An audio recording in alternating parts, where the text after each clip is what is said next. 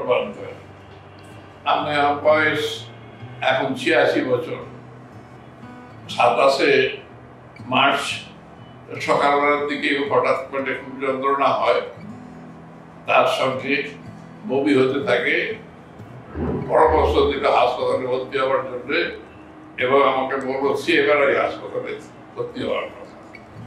সেখানে আমি ইমার্জেন্সিতে ডাক্তার দেখলেন, ডাক্তার সুমন মিত্র।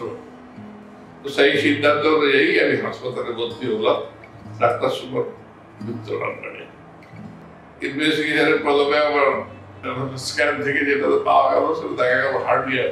আরো ইনভেস্টিগেশন হলো, দেখা গেল যে আমার মুখে জল জমেছে। তারা ডাক্তাররা যে অনুমান করে দিলেন হয় কিনা টিবি কিংবা ক্যান্সারের কোনো কারণ।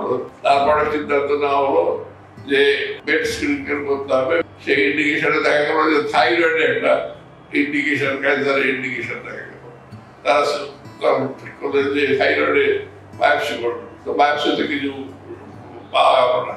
তারপরে এই সমস্ত চিকিৎসা করার পরে কিছু আমার প্রবলেম ছিল, লাগছে অক্সিজেনের প্রবলেম ছিল। সেই সমস্ত ভালোভাবে এখানে চিকিৎসা করানো দেখলো সমস্ত পরীক্ষা নিরীক্ষা করে ডাক্তাররা সন্তুষ্ট হয়ে আমাকে ছেড়ে দিলেন।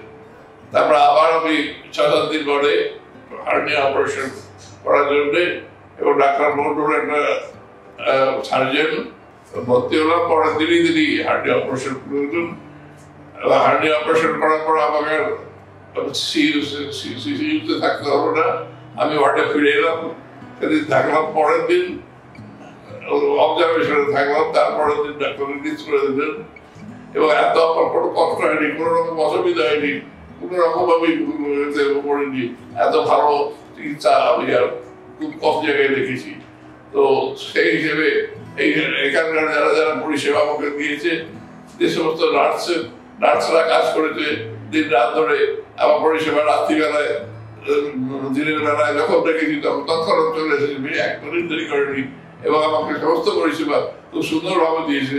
আমি তাদের এই পরিষেবায় অত্যন্ত সন্তুষ্ট হয়েছি এবং আমাদের যারা সাফাই কর্মী আছে তারা প্রত্যেকে খুব ভালোভাবে কাজ করেছে এবং মনে হয়নি কখনো যে আমি কোথাও বাইরে হাসপাতালে বসে আছি বাবু করে। তারা আমাকে একটা ফ্যামিলি এর মধ্যে দিয়ে রেখে দিয়েছিলেন। আজকে আবার হচ্ছে কি বাড়ি ফিরবো।